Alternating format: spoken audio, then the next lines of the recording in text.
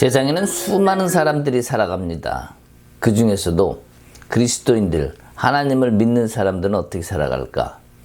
우리는 각자 나름 살고 있지만 하나님은 우리를 통해서 하나님의 나라의 역사를 이뤄가시길 원하십니다. 그 말씀과 그 뜻은 계속해서 역사적으로 변함이 없어요. 나를 통해서 일하시겠다. 내가 너를 도우리라. 이런 말씀, 성경을 통해서 하신 말씀은 결코 약속을 저버리는 그런 말씀이 아니라 나를 통해서 일하시겠다는 주님의 약속인 것들이 가득히 있습니다. 물론 내가 먼저 주님보다 앞장서서 막 달려가지만 않으면, 주님과 함께 동행만 한다면 하나님은 그 약속을 반드시 지켜주실 줄 압니다. 오늘 성경 말씀에서는 무화과 나무에 관한 말씀을 하고 계십니다. 무화과 나무. 자, 그러면 무화과 나무와 그 당시 이스라엘 백성들은 어떤 관계가 있었을까? 믿고 구하는 것 너희가 다 얻으리라, 그렇게 말씀을 하셨는데, 그러면 그러기 위해서 우리가 해야 될 것, 또 정말 그럴 수 있을까라는 우리가 의심을 가질 수도 있지만 말씀을 통해서 정말 하나님은 그러시겠구나 하는 진리를 깨닫는 귀한 시간 되길 원합니다. 오늘은 마태복음 21장입니다. 18절에서부터 22절까지 말씀을 함께 봅시다. 18절에서 22절입니다. 이른 아침에 성으로 돌아오실 때에 시장하신지라 길가에서 한 무화과 나무를 보시고 그리로 가사 잎사귀밖에 아무것도 찾지 못하시고 나무에게 이르시되 이제부터 영원토록 내가 열매를 맺지 못하리라 하시니 무화과 나무가 곧 마른지라. 제자들이 보고 이상히 여겨 이르되 무화과 나무가 어찌하여 곧 말랐나이까? 예수께서 대답하여 이르시되 내가 진실로 진실로 너희에게 이르노니 만일 너희가 믿음이 있고 의심하지 아니하면 이 무화과 나무에게 된 이런 일만 할 뿐 아니라 이 산도로 들려 바다에 던져지라 하여도 될 것이요 너희가 기도할 때 무엇이든지 믿고 구하는 것은 다 받으리라 하시니라. 아멘. 자, 예수님이 오늘 우리에게 하신 말씀이기도 하다고 생각합니다. 무화과 나무.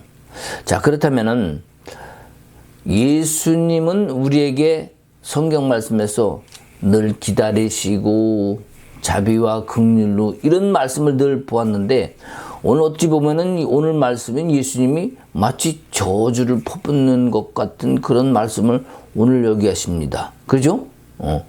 아니면 저주를 퍼부을 것이 아니라 예수님이 능력도 있으시고 권세도 있으신데, 그냥 그 나무에, 무화과 나무에, 야, 무화과야 달려라, 우리 시큰 먹자, 배고픈데, 그러시면 될 걸 왜 꼭 그렇게 하셨을까 하는 문제를 생각할 수도 있을 것 같습니다. 홍해바다도 거지 그냥 촥 갈라서 이스라엘 백성들은 넘어오게 하셨잖아요.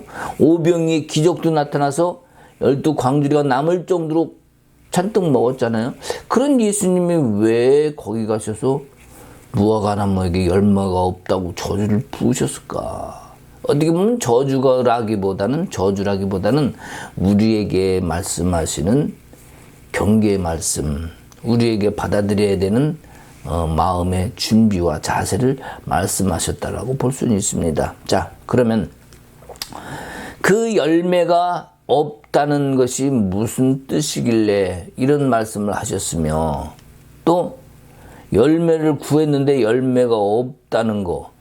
자, 열매가 없다는 뜻이 의미가 무엇에 있을까? 우리가 이것을 한번 생각해 보지 않을 수가 없습니다. 그러면 만약에 그 열매가 그 무화과 나무가 아닌, 우리는 인생의 열매, 성령의 열매, 많은 열매를 얘기합니다. 그러면 만약에 예수님께서 나에게 오셔서 나에게 열매를 찾는다면, 내가 맺은 열매, 내가 나무입니까? 내가 무슨 열매를 맺습니까? 나 사과 안 하면 아닙니다. 나는 이 한 영혼이고 나는 인간일 뿐입니다 라고 이야기할 수 있지만, 그러면 예수님이 과연 그것에서 그 실제 무화과 나무가 열매가 없으므로 그를 말라 죽이셨을까요? 그렇지 않죠.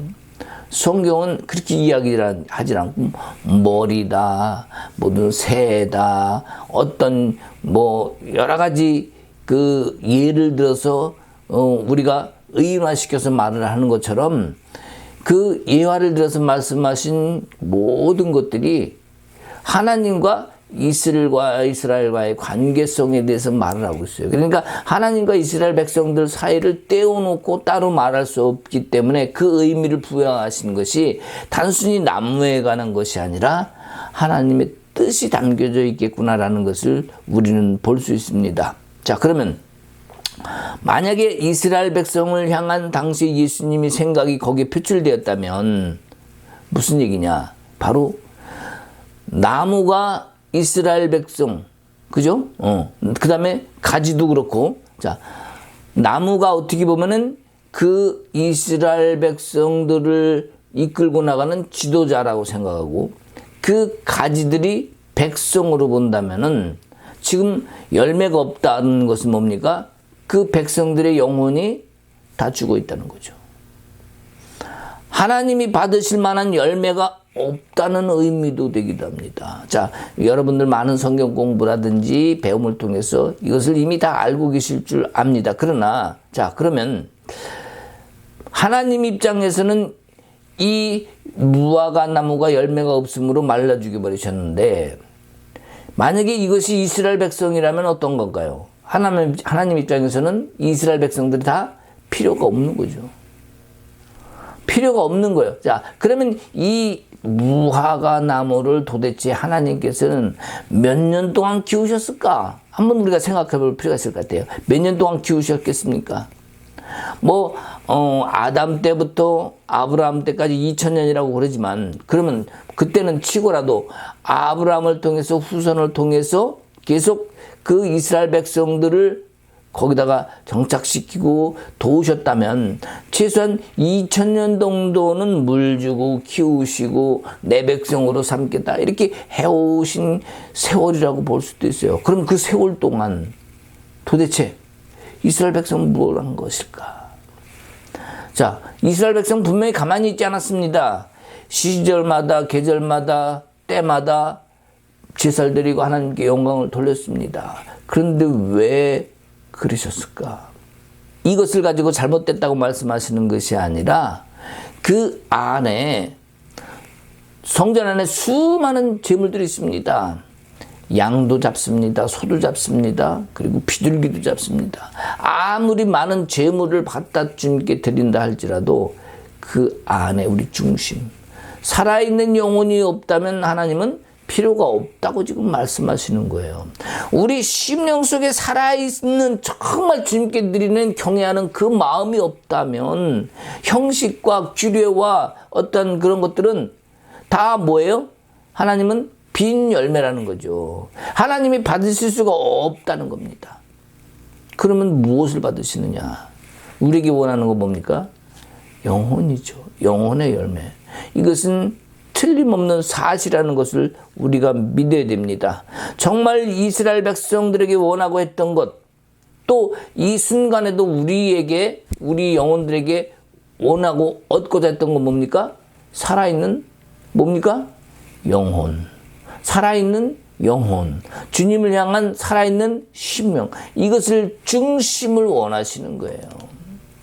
자, 그렇다면 여기 21장에서 강조하는 것이 뭐냐면 베다니, 벳박에 이건데, 자, 예루살렘에는 뭐 왔다가 그만 가셨지만 나중에 다시 올라오시는 건 뭐예요? 죽으시러 올라오시는 거죠. 자, 이 베다니, 자, 이 베다니라는 것은 그런데 아이니야. 이게 무슨 뜻이냐면 슬픔이 가득한 집, 슬픔이 가득한 마을 이런 거예요. 슬픔이 있는 집. 자, 뭐예요? 그러니까 예루살렘을 바로 코앞에 두고 있는데 불구하고 슬픔이 가득하다. 예루살렘을 바로 코앞에 두고 있지만 자유롭게 왕래하지 못합니다. 거기가 뭐가 있습니까? 베다니에 문둥이 집도 있고요. 상처받은 사람, 부정한 자라고 추방당한 사람, 정죄받은 사람, 어렵게 힘드는 사는 그런 사람들, 낙인 찍힌 사람들의 집합체, 그런 사람들이 모여 사는 것과 같아요. 그런 곳이에요. 그러니까 그것이 슬픔에 가득한 고을이다. 이렇게 얘기하는 거예요. 베다니가. 자, 그런 곳에서 모여 살고 있는 사람들한테 예수님은 걸러가셨단 말이죠. 왜 예루살렘에 머무시지 않고 거기 성전도 있는데 말씀하셨잖아요. 강도의 소굴이라고. 어? 그러니 거기에 머리 둘 곳이 없다고. 계실 수가 없으니까 그리 간 거예요. 누구한테? 연약한 자, 소외받은 자, 가난한 자.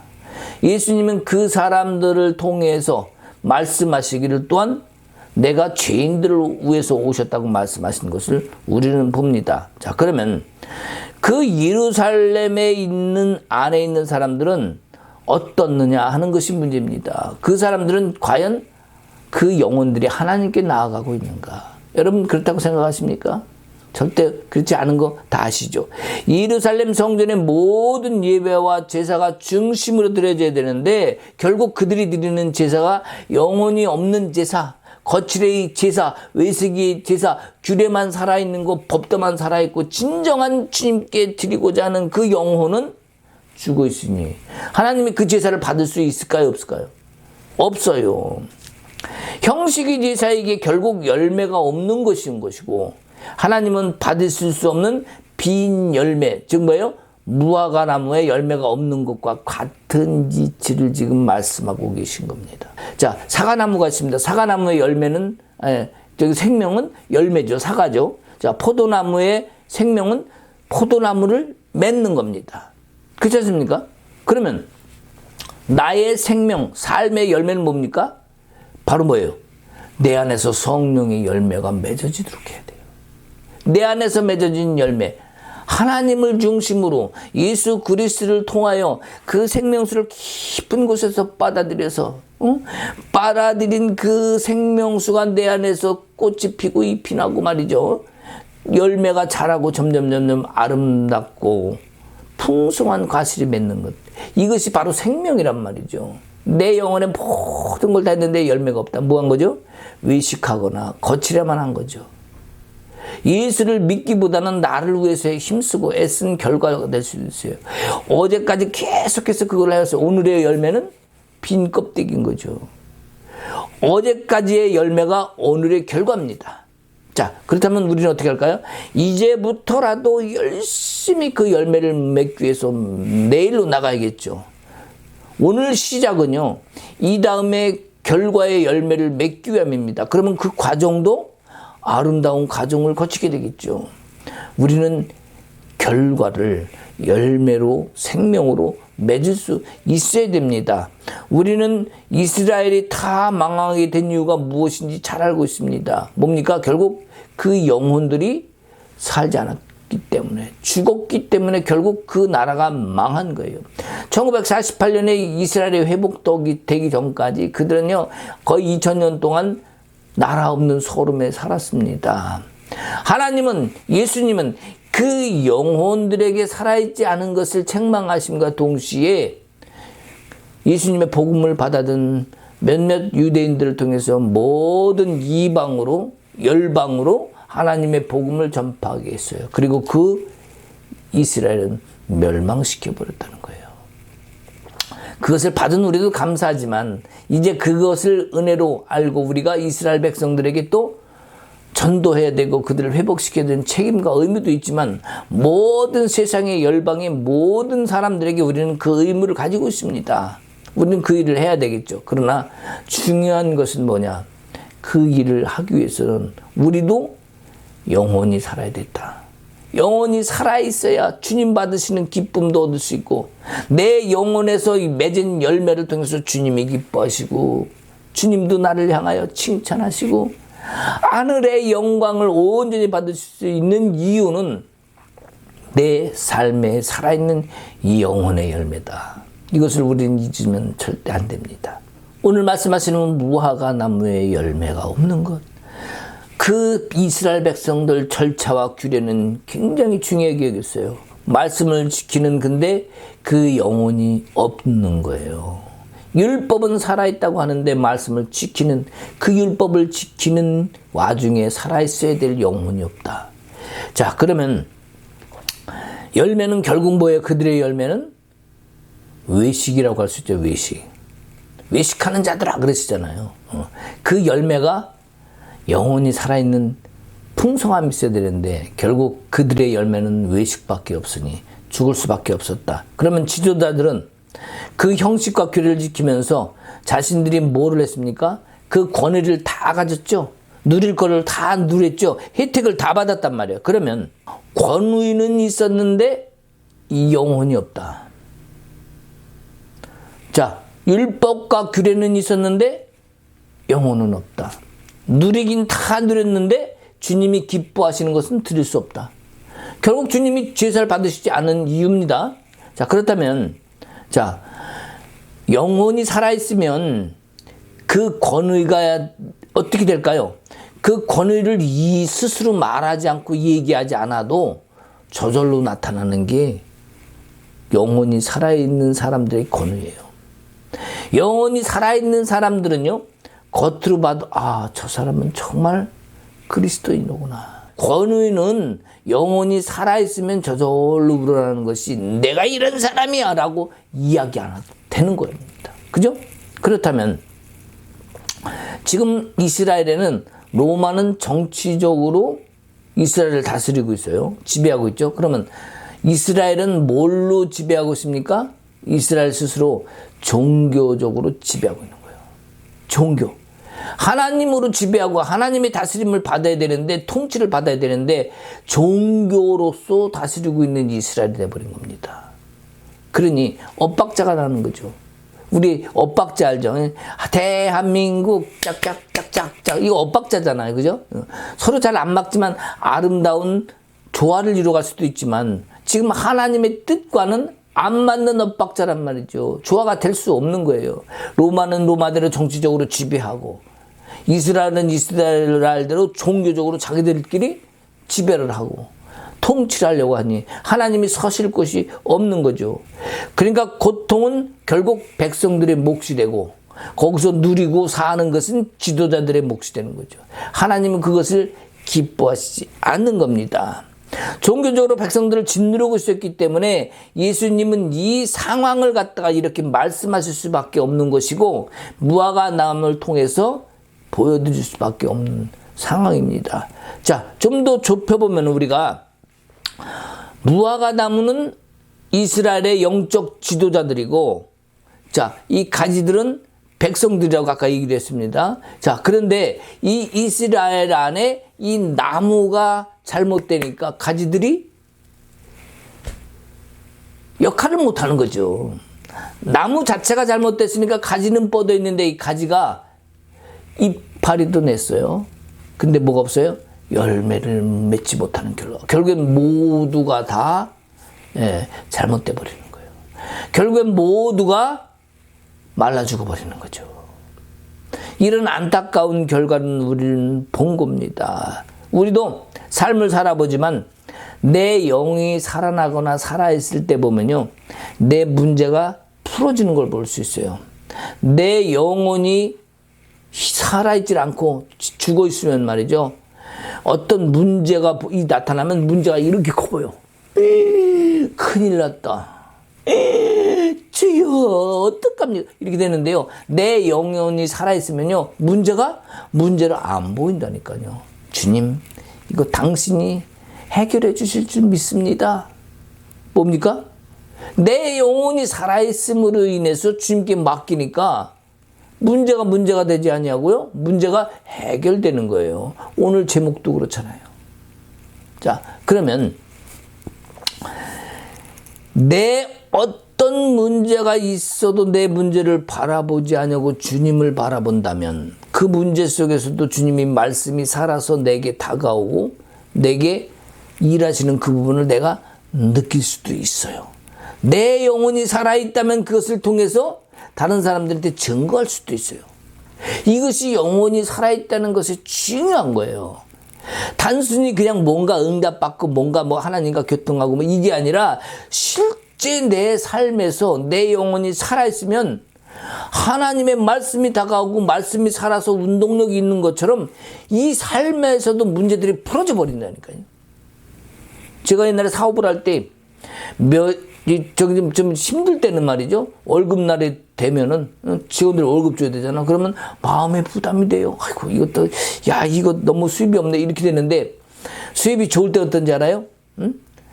월급 주고 수고했어. 보너스도 줍니다. 왜? 넉넉하니까. 왜? 기분 좋으니까. 마음의 불편함에 부담이 없으니까 줄 수 있는 거예요. 자, 영원히 살아있는 사람은요, 하나님이 모든 문제까지 다 풀어주시고, 재물도 다 해결해 주시고, 사업도 모든 일도 주님이 담당하실 때 모든 일들이 큰 풍성함으로 이루어질 줄 믿습니다. 여러분의 기업들도 그런 축복받는 여러분의 기업이 되시길 소망합니다. 가정도 그런 가정, 여러분의 개인적으로나 여러분이 다니는 직장에도 그런 놀라운 여러분 당신을 통해서 나를 통해서 놀라운 그런 일들이 일어나길 소망합니다. 아멘 할렐루야. 우리는 그런 삶 속에서 사는 것이 진정한 나의 행동으로 나타나는 예수를 닮은 말씀을 받은 그런 신앙인의 모습이 아닐까 생각합니다. 그런 사람은요 어떻게 될까요? 영혼이 살아있기 때문에 부정적인 말 하지 않죠. 불안과 염려나 근심이 아닌 주님께 믿음으로 나가는 거예요.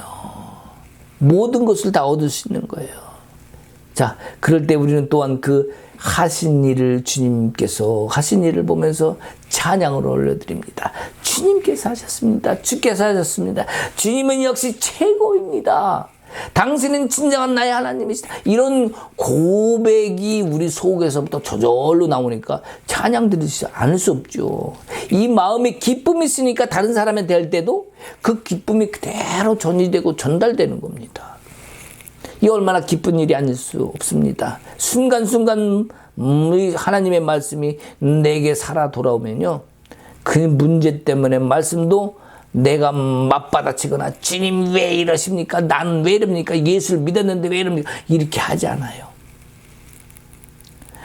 한순간 작은 순간 하나도 소중히 여기고 그 말씀 속에서 풀어지는 주님의 말씀이 내 안에 다가오고 그것을 또 깨닫고 알게 됩니다.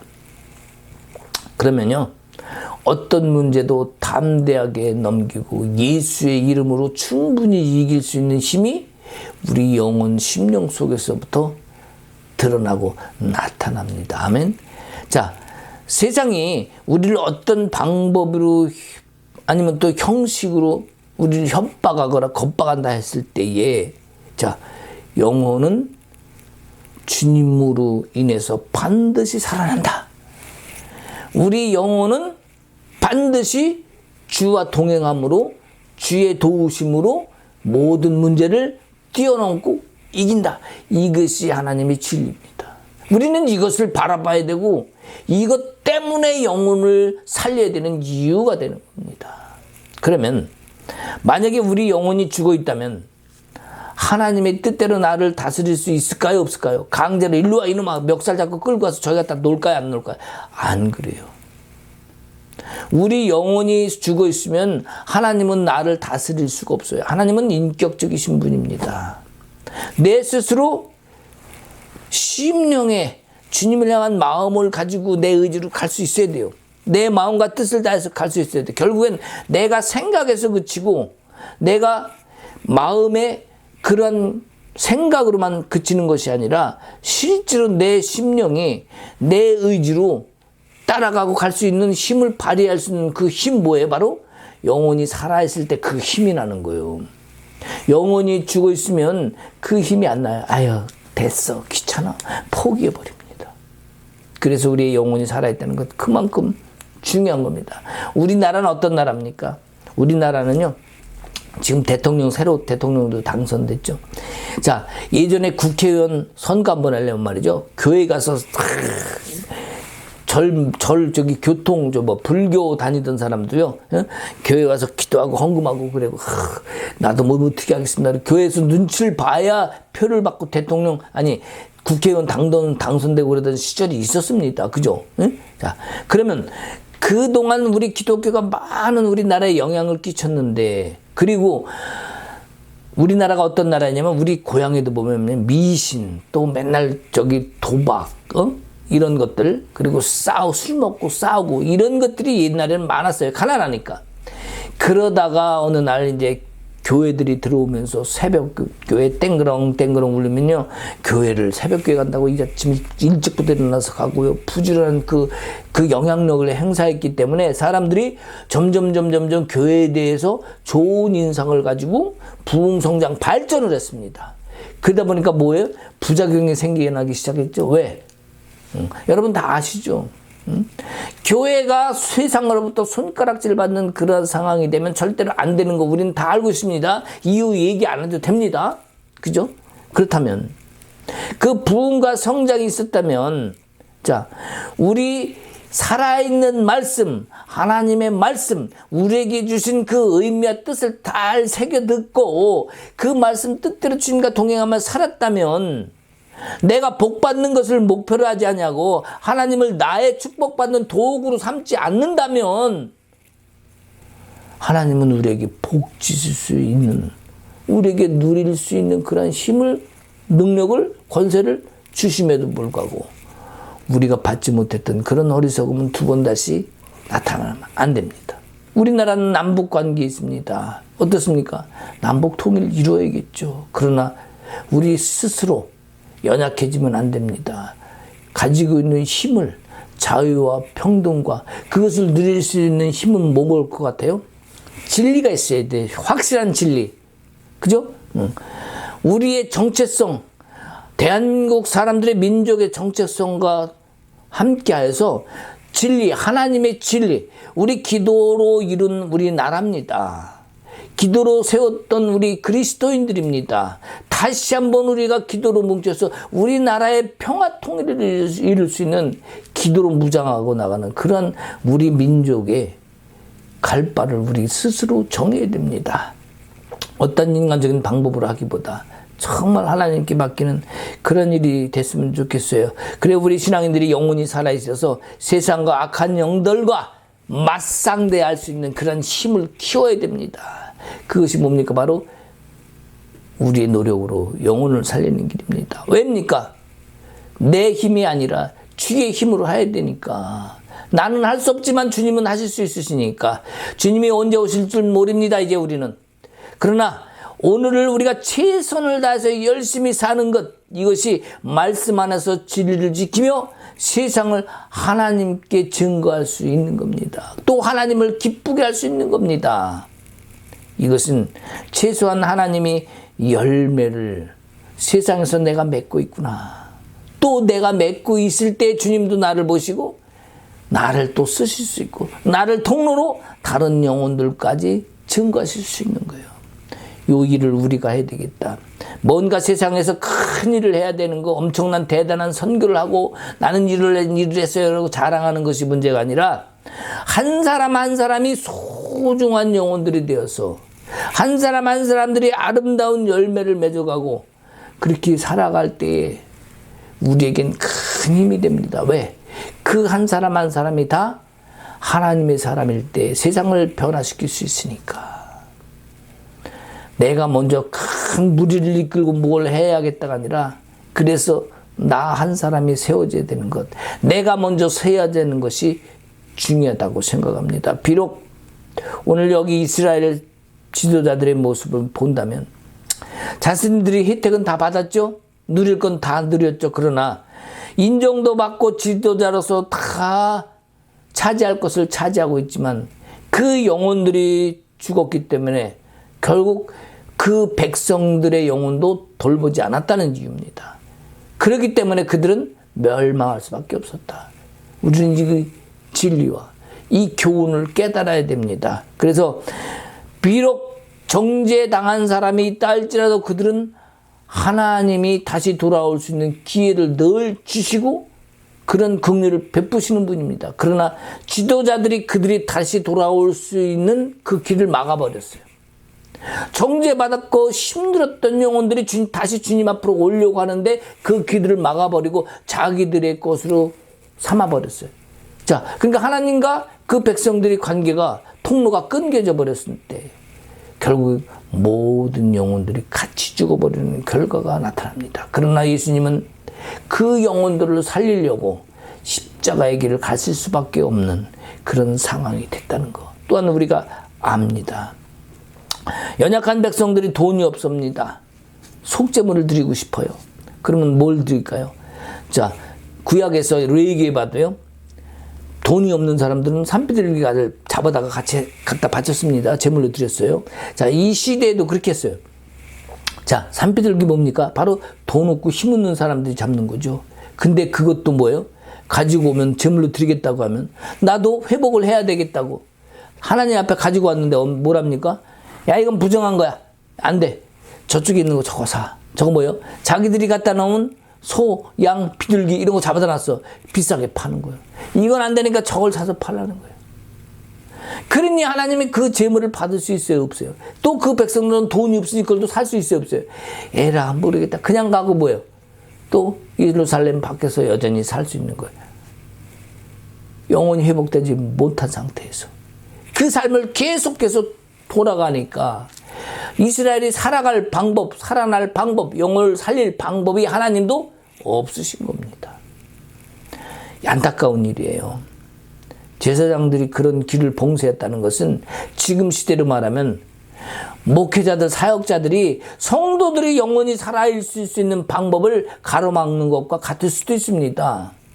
마음이 있는 곳에 물질이 있었습니다. 막 이렇게 얘기할 수도 있어요. 근데 정작 물질이 있는 곳에 마음이 있다고 했는데 보니까 물질은 있는데 물질만 있어. 마음은 없어. 마음은 이미 다 떠나버려서 뭐만 남은 거예요? 물질만 남은 거예요.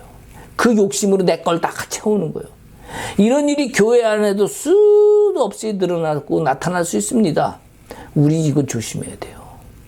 물질이 있는 곳에 마음이 있다. 그 말도 맞지만 물질이 있는 곳에 마음은 떠나버리면 그것이 문제가 될 수 있다. 우리가 심령이 살아있는 그 마음이 물질과 같이 있을 때 하나님도 기뻐 받으시는 줄 믿습니다. 우리는요, 우리 영혼이 살아있으면 문제를 대하는 방법도, 상황을 다뤄가는 방법도, 그 길을 가는 방법도 다르게 나타날 수 있어요. 왜? 그 방법 속에 영혼이 살아있으면 하나님의 손길이 나타나게 되어 있는 거예요. 그러니까 문제가 문제가 안 되고 해결되는 거예요. 누가? 내가 아닌 주님이 해결하니까. 그래서 우리는 하나님이 우리를 통해 진리가 이어나갈 수 있는 길을 열어줘야 됩니다. 문을 열어줘야 됩니다. 우리가 그 일을 행해야 됩니다. 말씀의 열매가 맺어지기를 우리는 기도하면서 그 길을 가야만 됩니다. 자, 그렇다면은 내 영혼이 살아있으면 내게 그 어떤 문제가 나타나 있음에도 나를 통해 열매를 맺게 되는 역사가 나타나는데, 그러면 그 나타난 열매를 가지고 누가 기뻐할까요? 나도 물론 기뻐하지만 우리 주님이 기뻐하시는 거예요. 또 그 열매를 통해서 내가 하늘나라에까지 영원히 갈 수 있는 자격이 되는 거예요. 그것이 차표입니다. 하늘나라 차표가 돈을 구합니까? 아니죠. 바로 영혼의 열매, 살아있는 영혼이 바로 천국을 갈 수 있는 권리라는 사실입니다. 그러면 우리가 열매를 나타내는 역사가 나타난다. 비록 그것을 내가 열매 맛을 보지 못할지라도, 나 말고 우리 자손들이 볼지라도 그건 뭐예요? 천국 가는 차표예요, 그게. 비록 내가 암으로 죽었어요. 암으로 힘들다가 죽었어. 그러나 내 영혼이 살아있다면 비록 내 육신은 암으로 죽어간다 할지라도 나를 통해서 그 열매를 내 자녀들이 먹을 수 있는 거예요. 결코 영혼의 열매는 사라지지 않습니다. 반드시 그 다음 세대로 흘러가게 되고, 그 다음 세대가 또한 살아난다면 그 세대 또한 하나님 나라에 영원히 갈 수 있는 권세가 됩니다. 그래서 하나님이 함께 하시면 정말 때를 따라서 좋은 열매를 맺게 하죠. 왜? 이른 비, 늦은 비를 때에 따라서 주실 테니까 좋은 열매를 맺지 않을 수가 있죠. 그러나 영혼이 죽어 있다면 땅이 메말르니까 땅이 갈라지고 흉년이 들죠. 열매가 없어요. 결국엔 우리는 오늘 말씀의 핵심인 하나님이 진리를 통해서 우리가 말씀의 열매가 맺어지기를 원합니다. 주님도 그거를 원하셔요. 주님도 나에게 말씀의 진리를 주셨기 때문에 그 말씀을 통해서 진리의 열매가 맺어지길 주님은 그걸 간절히 원하십니다. 그래서 매달마다 새 실과를 맺게 되는 것, 이것이 하나님이시다. 또 하나님도 그걸 원하신다는 사실입니다. 그러면 자, 오늘 여기 이 무화과 나무는 과연 어떤 무화과 나무인가 봤습니다. 또 몇 년 된 무화과 나무일까 봤습니다. 그러면은 대체 얼마 동안 키웠길래 열매를 못 맺을까? 이미 다 말씀드렸습니다. 그렇다면은 자, 이 무화과 나무는 하나님의 오랜 기간 물을 주고 키우신 나무인데 그 나무에 열매가 없는 것을 보신 예수님. 예수님이 오셨는데도 불구하고 열매가 없다. 2000년 동안 물을 주고 2000년 동안 이스라엘 백성들을 다 세우고 가꾸셨는데 예수님이 오셔서 보니까 열매가 없다. 이파리만 있어. 예수님이 그 백성을 받으실 수가 없었던 거예요. 그렇다면 이제 예수님이 다시 오실 우리에게 종말의 때에 재림에 오실 예수님을 바라본다고 생각을 한다면, 자, 예수님이 다시 오셔서 나를 착 쳐다봅니다. 그럼 어떻다는 얘기예요? 지금까지 말씀드렸던 것처럼 살아있는 생명의 열매, 뭡니까? 영원히 살아있는 열매를 주님께 드릴 수 있어야 돼요. 재림의 때 주님이 오셨을 때 나를 걷어가실 수 있는, 내가 살아나고 죽었다면 부활하겠죠. 그죠? 들림 받을 수 있는 하늘나라의 백성이 될 수 있는 그 영혼이 살아있는 백성이 주님을 되기를 간절히 바라시면서 지금 이 본문에서 말씀하신 것처럼 무화과를 비유로 우리에게 또한 말씀하고 계시다는 사실을 우리는 잊지 말아야 됩니다. 우리 영혼은 반드시 열매가 되어야 되겠다. 오늘 이 순간 이 상황을 갑자기 막 내가 마음먹어 이제 바꿔야겠다 해서 바꿔질 수 있습니까? 지금 갑자기 바꿔지지 않아요. 아까도 얘기했지만 어제의 결과가 오늘 결과로 나타납니다. 어제 했던 것들이 오늘 결과로 나타난다면 지금 내가 오늘 결과가 열매가 없어. 그러면 어떻게 되겠습니까?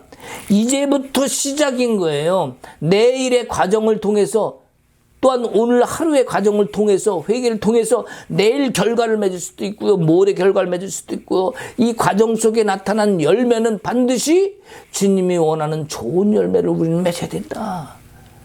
영혼은 열매다. 이거 잊어버리면 안 됩니다. 그래서 믿고 구하는 것은 다 받으리라 이렇게 말씀하셨는데 이 열매를 맺기 위해서는 반드시 영혼이 살아있어야 된다. 아무리 열매를 맺고 싶고 구원을 다 받고 싶고 응답을 다 받고 싶어도 영혼이 살아있지 않으면 믿고 구한다고 해서 다 받는 건 아니에요. 왜? 입술로만 알 수 있잖아요. 내 영혼이 살아있어야만 이것도 다 받는다는 사실입니다. 그래서 우리가 주를 위해서 큰 일을 했다고 자랑하고 소리치는 게 중요한 것이 아니라 우리가 생각하는 일, 바로 수많은 앞으로 생길 일, 이 과정 속에서 주님이 나의 구주시라는 것, 주님이 아니면 안 된다는 것, 그리고 내 영혼의 중심으로 주님을 찬양하고 주님을 예비하는 중심의 영혼이 살아있는 이 믿음으로 가야 되겠다. 누가 뭐라고 해도 사단이 나에게 협박을 하고 겁박을 하고 나를 몰아친다 할지라도 내가 형식으로 뭘 하는 것이 아니라 정말 심령이 살아있는 그 영혼의 성숙으로 나아가야겠습니다. 내 영혼을 대신할 어떤 헌신도 봉사도 충성도 그런 거 없어요. 내 영혼을 대신할 수 없어요. 어떠한 노력 안 돼요. 결국 어떤 재물과 수많은 헌금과 돈을 줘도 안 돼요. 뭘로 합니까? 영혼이 살아나야 내가 살고 또한 기뻐 찬양으로 주님께 돌리는 그 모습으로 주님이 받고 주님이 기뻐하실 때 주님이 기뻐하는 모습이 내가 됐을 때 내 영혼에 살아있는 것도 증명이 되는 거예요. 나는 찬양을 했어요. 주님 받으세요. 했는데 진심이 없으면 주님 그 다 알아요. 생각과 마음까지도 감찰하시는 주님이 그 모르시겠어요? 다 알아요. 우리는 주님이 기뻐 받으실 수 있는 그 열매를 맺을 때까지 노력해야 되겠습니다.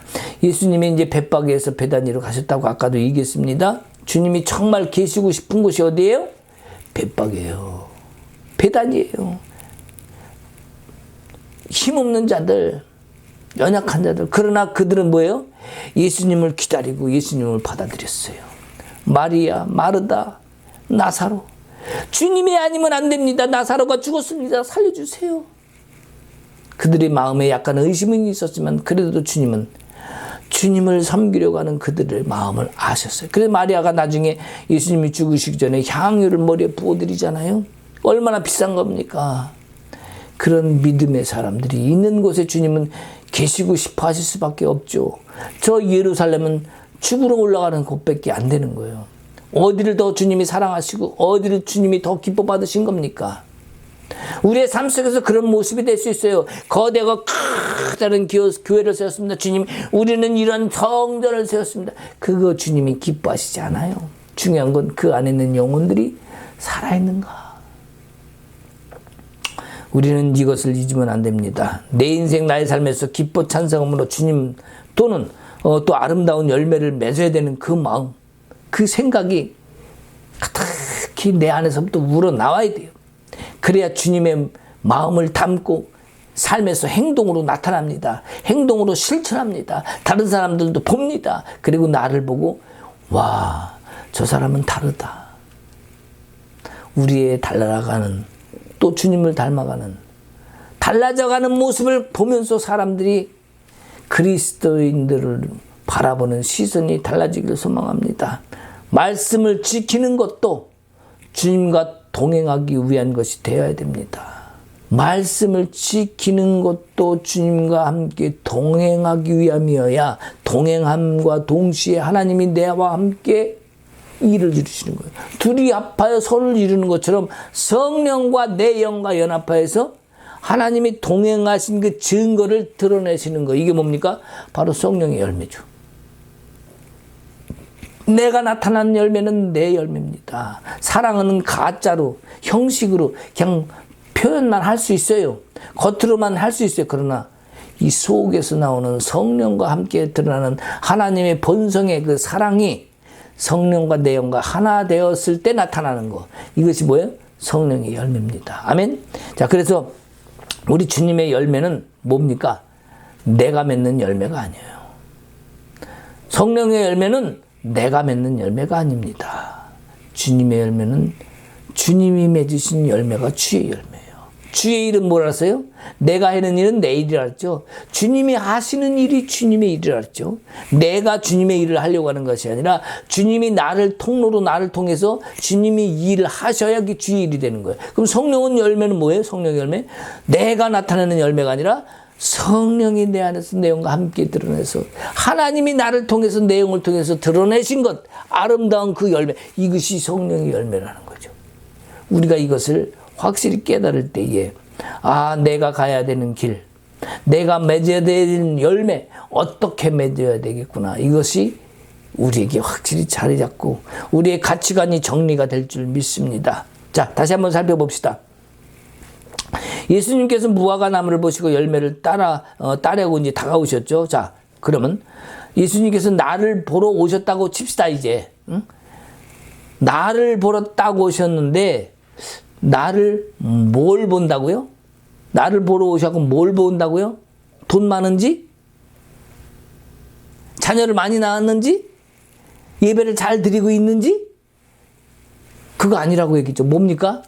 내 영혼이 살아있는지 그걸 본다고 말씀하셨어. 자, 다시 한번 정리한 겁니다. 교회도, 개인도, 가정도 그곳에서 살아있는 영혼들이 숨쉬고 있기를, 살아있는 영혼들이 진심으로 하나님께 찬양되기를 주님은 그걸 원하신다. 우리는 그것을 보여드려야 됩니다. 내 영혼의 열매가 되었는가를 보는 거예요. 내 영혼이 하나님께 기뻐 받으신 열매인가? 자, 육신으로 오신 예수님은 무화과 나무에 손을 대셨습니다. 그리고 찾았습니다. 그리고 말라드려버렸어요. 저주를 하셨어. 그러면 만약에 영이신 예수님이 다시 재림에 오셨다면 예수님은 나에게 오셔서 원하는 것이 뭡니까? 내 영이에요. 영이신 예수님이 나에게 오셨다면 나에게 통해서 원하시는 것은 내 영이라는 거예요. 내 영혼의 장성함을 보시고 나를 평가하시는 것입니다. 단순히 육체의 어떤 행복을 추구할 것이 아니라 정말 주님이 기뻐하시는 그것을 우리가 붙들어야 됩니다. 자, 그것을 깨달은 데가 어디 있어요? 하박국에 나오죠. 하박국에. 응? 무화과나무에 열매가 없어도, 포도나무에 열매가 없어도, 외양간에 송아지가 없어도, 응? 들에 곡식이 없어도 뭡니까? 오직 주님으로 인하여 즐거워하겠다는 거예요. 우리 오직 예수로 인하여 기뻐할 수 있다는 거. 이게 뭐예요? 영혼이 살아있는 자들의 모습입니다. 그 모습을 이제 가지고 내가 시작을 한다면 반드시 나중에 결과도 그렇게 될 거예요. 어떻게? 아름다운 열매로, 성령의 열매로, 또 그 가는 과정도 채워주기 위한 아름다운 즐거운 기쁨이 같이 동반하겠죠. 그러니 내 인생이 즐거워지겠죠. 지금부터 즐거워서 사는 내내 즐겁고 행복하다가 마지막에도 아름다운 열매로 주님까지 기뻐하신다. 그 사람이 천국 갈까요, 안 갈까요? 가는 거예요. 그 사람이 천국 책임자, 아니 천국에 차지할 권세를 얻는 겁니다. 아멘. 그래서 이제는 우리가 여기 21절 22절에 보면 산더러 들려 바다에 던져지라 하여도 그렇게 된다는 거죠. 기도할 때 무엇이든지 믿고 구하는 것은 다 받으리라. 우리 장인어른께서 미국에 왔다 가시니 우리 집에 왔다 가시다가 하신 말씀이 있어요. 야, 미국에 갔더니 거기 참 땅도 넓고 산도 많고 큰 거 많더라. 그 중에서 큰 산 하나 딱 따다가 우리 제주도 밑에 하나 딱 갖다 놓고 거기 났으면 참 좋겠다. 야, 땅도 커지고 말이지. 일본 사람들 뭐라 그러지도 않고 그 밑에까지 우리나라 땅 그냥 여기 말씀하신 산더러 들려 바다에 던져지려 하면은 그대로 된다는 거. 우리가 진짜 산을 옮기는 건 아니잖아요. 누구한테 그런 일이 벌어진다는 거죠? 영원히 살아있는 자. 우리 예수님 말씀하신 진짜 산을 옮기란 그 얘기가 아니라 그러한 믿음, 우리 주님은 하실 수 있다는 거죠. 왜? 말씀 하나로 이 땅을 창조하신 분입니다. 모든 것 위에 계신 분입니다. 나오죠? 산은 평평해질지어다. 계곡도 뭐예요? 평평해질지어다. 모든 것이 하나님 뜻대로 될 수 있는 그 능력, 그게 어디서 나옵니까? 나에서? 아니요. 하나님으로부터 오는 거예요. 그러기 때문에 하나님이 내 안에 들어오셔서 역사하실 수 있는 그런 상태 뭡니까? 바로 영혼이 살아있는 그런 생명의 모습이라면 믿고 구하는 것은 다 받는다는 거예요. 언제? 영혼이 살아있을 때. 여러분, 영혼이 살아있으므로 믿고 구하는 것을 다 받으시는 여러분 되시길 주님의 이름으로 축복합니다. 아멘. 함께 기도하십시다. 예수님, 오늘 우리는 이 말씀을 통해서 영원히 살아있음을 통해서 하나님이 주신 것을 다 누리는 우리가 되길 원합니다. 세상에 힘들고 어려운 거 많습니다. 우리가 얻어야 될 것도 많고 해결해야 될 것도 많지만 먼저 우리가 영혼을 살려서 생명의 말씀을 내 안에 받고 우리 주님이 내 안에 계심으로 말미암아 성령이 역사하시고 나를 통해서 드러내시게 하는 그 증인으로서의 증명된 삶을 사는 우리가 되게 하옵소서. 절대로 딴 데 바라보지 아니하고 오직 주님의 얼굴만 바라보는 우리가 되게 하옵소서. 이제는 우리 주 예수 그리스도의 은혜와 하나님 아버지의 크신 사랑과 성령님의 감화 감동 교통하심과 역사하심이 이제 현재 내 삶은 어렵고 힘들어도 오직 예수로 이길 수 있다는 믿음과 내 영혼이 살아있음으로 말미암아 그 생명으로 하나님께서 일하실 것이라는 것을 믿고 기다리며 찬송과 예배로 드리는 모든 이들에게 이제로부터 영원토록 함께 있을지어다. 아멘.